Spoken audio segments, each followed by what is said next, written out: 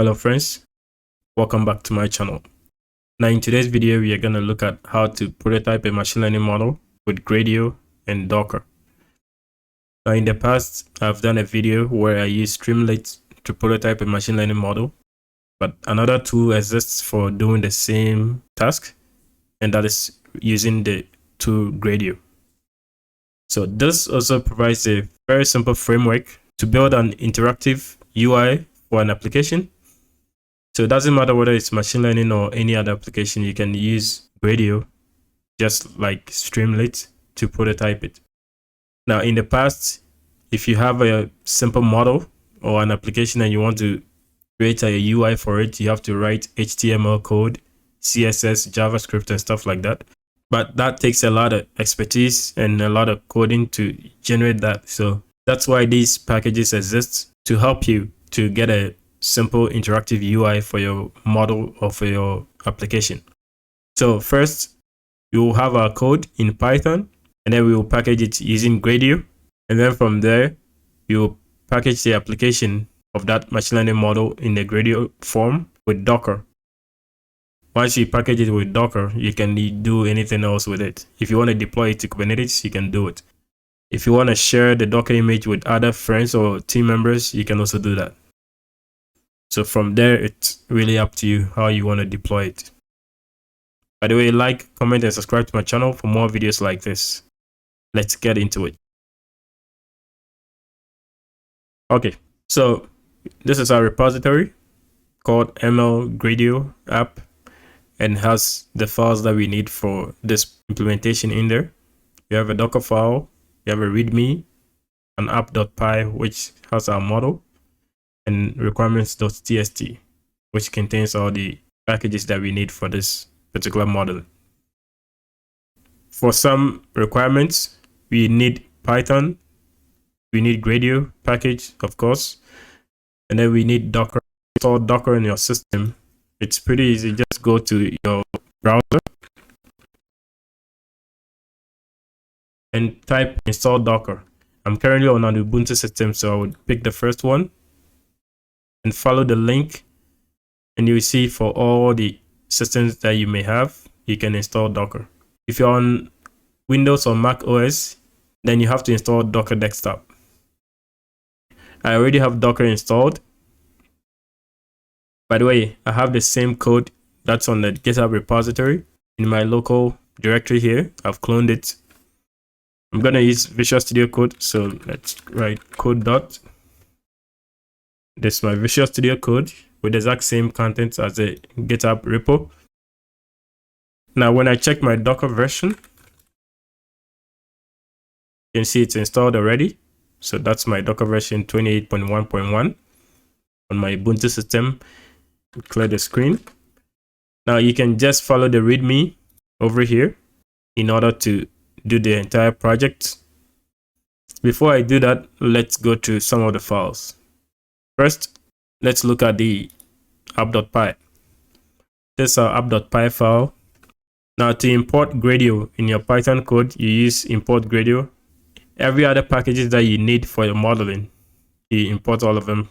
Currently, I'm trying to do a classification model using random forests. You can see it here. And so I need pandas, Scikit-learn. Now I also want to plot some graphs. So I need matplotlib. I need Seaborn. Then I will generate some report. So I need the ReportLab. Now going through the code, the first block here is just loading the data. And I'm using the famous arrays data set. So it's already available in the Scikit-learn package. And then, of course, you're doing machine learning, so you have to split and train it. So you split into training and testing set. I'm calling my model CLF. So wherever you see CLF, I'm referencing the model. So CLF fit here is we trying to fit the training data set to our model. And then we will generate a classification report, a confusion matrix.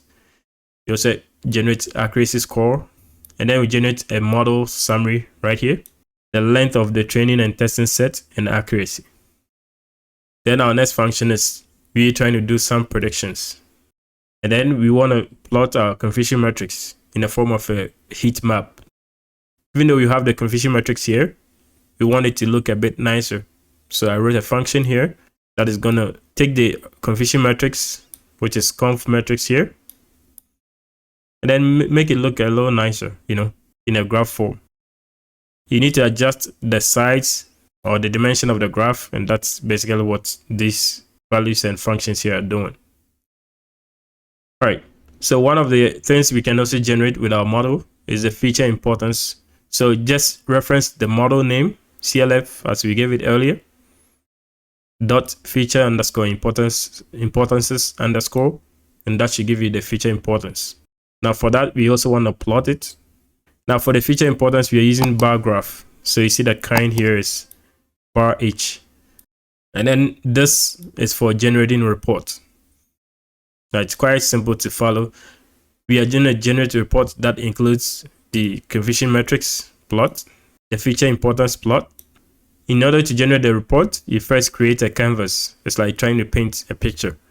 Create a canvas, and then you add all the stuff that you want to add onto it. So first, here we are adding the model summary report, and then we will add a classification report. Now this show page will just show a page. So everything on the top is one page.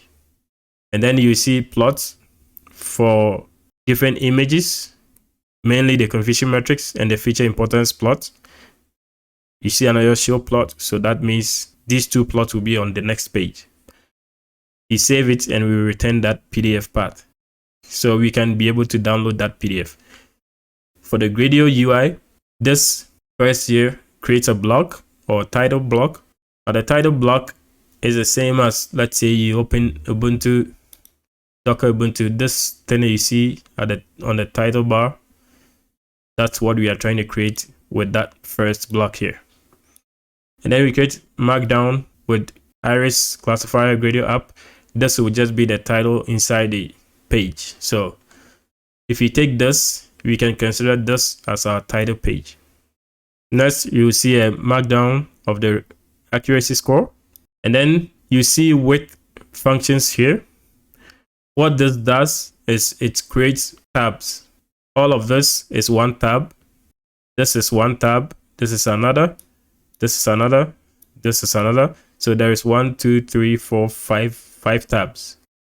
Now you can also create tabs within tabs. So this first one, especially for this particular project, it's a tab for predict, but then within that there are multiple tabs in there, which is about 4 different tabs. Now these 4 tabs that are inside the predict tab, each one contains a slider that we can just increase or decrease.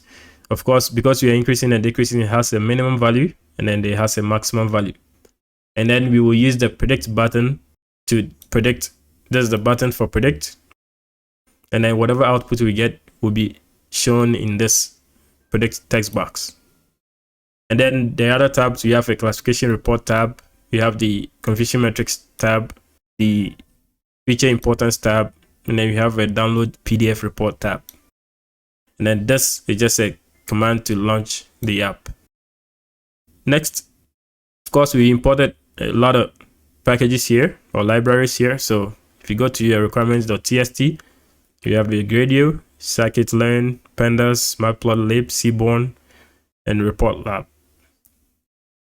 And then we want to package it as a Docker image at the end. So we need a Dockerfile. A Dockerfile is just a set of instructions for packaging an application into an image. This is an application built based on Python or using Python language. So the best image to use as your base image is a Python image. Now, by the way, you can find this in your Docker Hub account. If you don't have one, you can create one for free. Just go to Docker Hub. Go in here. This is my Docker Hub account. I'm signed in currently. If you search for Python, there are several Python images available. So this is Docker official image. This is the Python official images. Go to tags. And these are all Python images. You have the Alpine images, Alpine 3.2 2.1 and stuff like that. There's several of them. In fact, there's too many of them. The one I'm trying to use is this 3.10 Slim Bullseye. The reason why I'm using that is because it's a lightweight Docker image for Python. Yeah, this is the image I'm trying to use. You can see that it's very small. So adding the application on top of it, that wouldn't make it too bloated. Actually, the ipines are even smaller. Right, so we use that, and then you always need to set a working directory inside your container when you're running it. After building your Docker image, when you start running it, that creates a container. And then we will copy important files that we need in there, because currently we are in an Ubuntu environment. We need to make sure everything that we need should also be present in that container environment. So of course we need the requirements.txt. It has our required packages, and then we have to install it. Then we need to copy everything else. Now this, sometimes you may have bigger files there that you do not need to copy into your containers. For now, most of these files are little. That's why I'm just copying everything to the current location. By the way, the current location is this /app. And then we will expose our port 7860. That's the default port for Gradio. And then Python app py. That is what's gonna start the Gradio application. That's it. Now let's go to the README and start setting up our environment. So I'm gonna use my Visual Studio Code here. I have the exact same command, so I'll just copy it from here.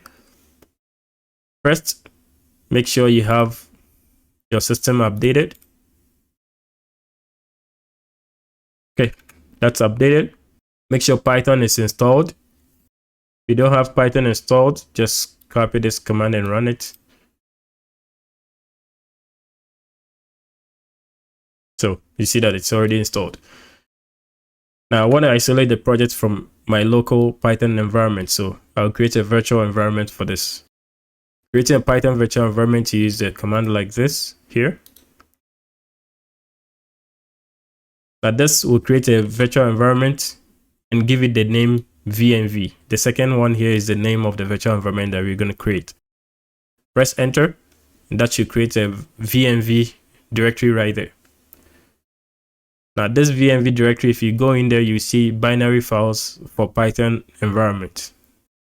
Currently, we are still in Ubuntu environment. So you need to run the source command here to activate the Python environment.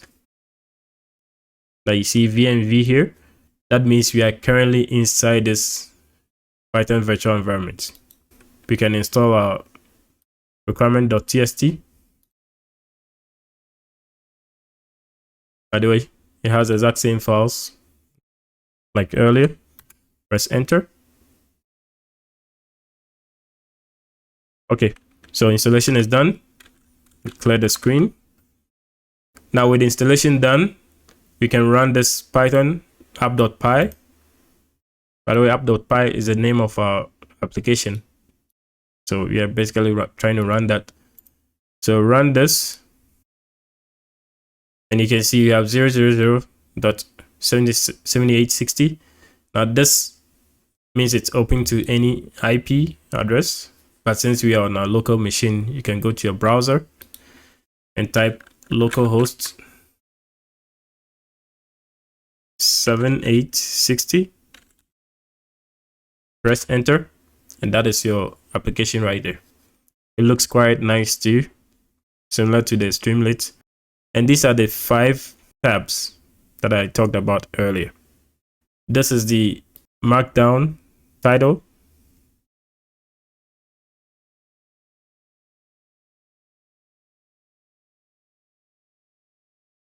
So you remember the width functions here. Iris, classifier, title, block. That is what you see on top right there. Next, the markdown here, which is a title with a -Gradio App. See clearly that is this right here. And then you see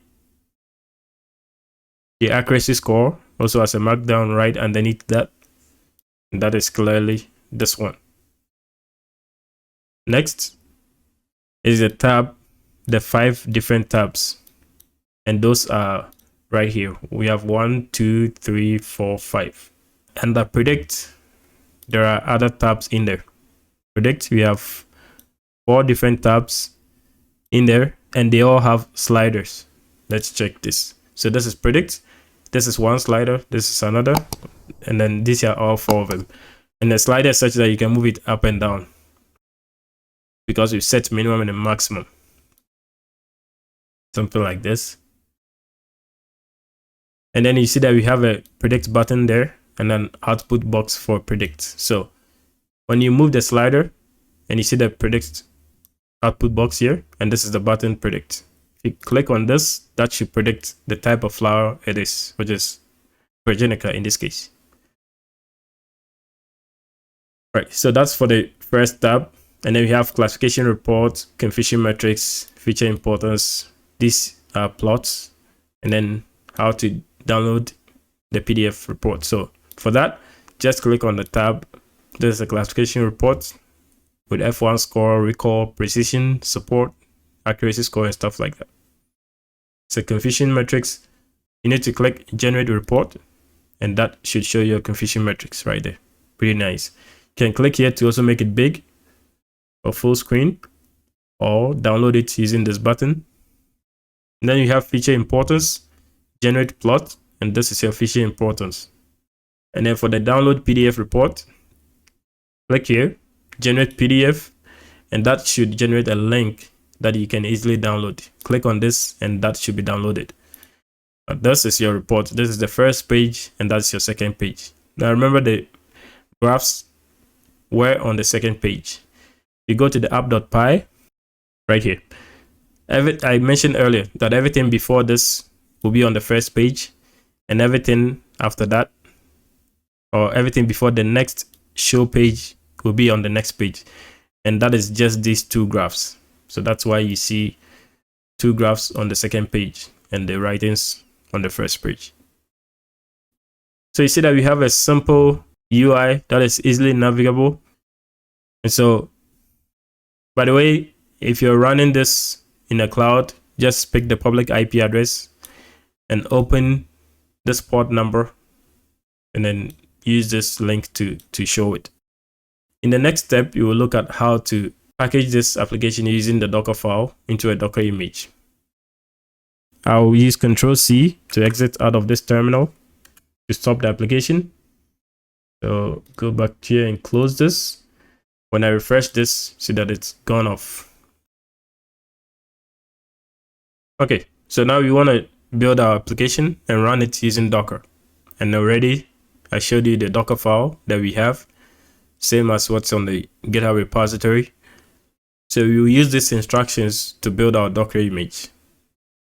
From the README, to build a Docker image, of course, make sure Docker is installed on your system before you run this. You paste the command like this. Now this is Docker build -t. That -t, we use it for terminal access. And I'm giving this name for a Docker image. And this is the tag for the image. The dot here just means that build this Docker image using the Docker file inside the current directory. In the current directory, we have only one Docker file here. So we are using that one to build it. By the way, before we build, use Ctrl+C here. You can check Docker images, and you see that there is no Docker image on my system currently. So once we build it, we should see the new image there. So press enter. So I have a pretty fast machine, so it may take a while on your system, but once it's done, you can check Docker images, and now you see there is a Docker image right here. Now this Docker image is quite big, so I have an issue here. And the issue is because, you remember, I copied everything here, so it's copied the VNV as well. Now the VNV, we don't need it inside the Docker image. So instead of using that, I'll modify it. The only file we actually need is just the app.py. I'd rather copy the app.py file. The requirement.txt is already copied. We don't need the readme inside the container. We don't need the Dockerfile inside the container. And we don't need a virtual environment. So I will save this. And instead of using this, even though it's still okay, you can use it, but it's too bloated. So I'll remove this. So Docker RMI, provide this image ID. Paste it there. Now, usually when you run this, it may not work. It worked. Sometimes it wouldn't work, so you have to force it. So you add --force in order to delete it. But it worked for us, so you can forget about it. Now, when I check Docker images, you see that it's there no more. I'm going to clear the screen. And now I'll run the Docker build command one more time with this particular change that I made here. Press enter. It's done. So Docker images, and now you see that it's only 885 megabytes compared to, well, I deleted it, but compared to more than 1 gigabyte earlier. So that's our Docker image. If you want to run it, you use a command like this, docker run. Copy this, paste it here. So docker run -p is a flag for port, and the port number for our Gradio app is 7860. So we are porting 7860 on the Ubuntu machine that I'm working on to that of the port of the container that we are trying to create. And this is the name and tag of the image that we built right here. Press enter. Now, when you press enter like this, you may not see anything, but it's actually running in the background. If I go to, let's just go to another terminal, and then you type docker ps, just will give you all the Docker processes that are running. And you see that there's a process running using the image Gradio ML app latest, which is the image we used. Now, this is a random name that Docker gives it. It may not have any real meaning. Again, our app is open on any IP, but on the port number 7860. So on your browser, you can actually use the same thing and refresh it, and it should show up right there. Move the sliders. I'm gonna move this down. Predict, and this is TOSA. This is a classification report. It's a confusion matrix, generate. Feature importance, there it is. You can generate the PDF and then click here to download it. It's downloaded. Exact same report and everything in one place, right? Docker is quite convenient, especially if you work in a team where once you build a Docker image like this, you can easily pass it around from one person to the other. Or you can actually push it to your Docker Hub account. So this is my own Docker Hub account. Click on my hub, and these are images that I've built in the past. So if I want to share with anyone, this is a personal account, but you can have a team Docker Hub repository. If you build a new image, put it there, somebody else can pull it and run it and use it. Suppose this is the application. You see there's a push command here. There's also a pull command that you can use. This is, if you click on tag, this is the pull command to pull this particular image. If you pull it, it will come onto your system, and then if you check Docker images, it will be added to all the images here. And now you can run it and then test it like we've done for this particular application right here. Thanks for joining me on this video. Please like, comment, and subscribe to my channel for more videos like this. And I'll see you on the next one.